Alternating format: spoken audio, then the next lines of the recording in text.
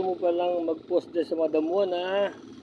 Alam mo siya, si Burgoy, sabi sa damuhan na yan. Nag-reach isang ipuro siya sa damo. Makalanggam ka dyan, makagakadalanggam, bahala ka.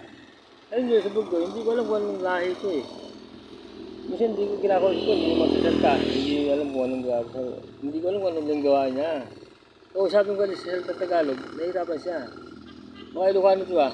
May alam mo kung sa saltang Ilocano eh. Kamangyang, kamangyang. Hindi niya alam. Saltang kamangyang, di ba? Ilocano yan. Saltang Bicol. Alam ko ba Bicol? Pabakal lang eh. Pabakal, pabakal. Alam ko yung pabakal. Hindi rin niya alam. Wala siyang alam to ah. Diba sisimpuang gabi oh. Baka salitang ano. Arabo. Hindi pa nakarating to. India. Baka Indiano to ah.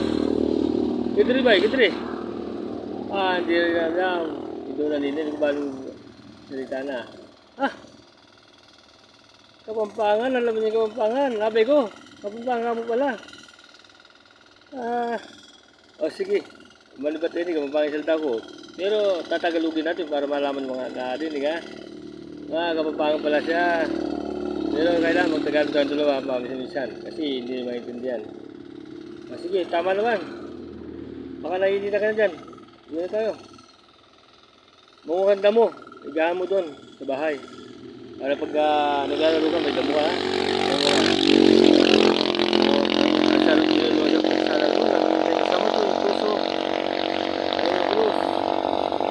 Ayun po ang krus. Sama. Ayun. Pinakita nyo. Ayun. Malayo na. Ayun.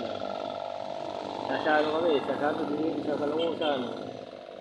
O yun, Bataan. Ayun, Samat. Layo sa Samat. Hindi natin makikita sa Samat. Isan, puno mo ng picture sa Samat. Pakita mo sa kanila. Punta tayo sa Samat. Ang dalawa.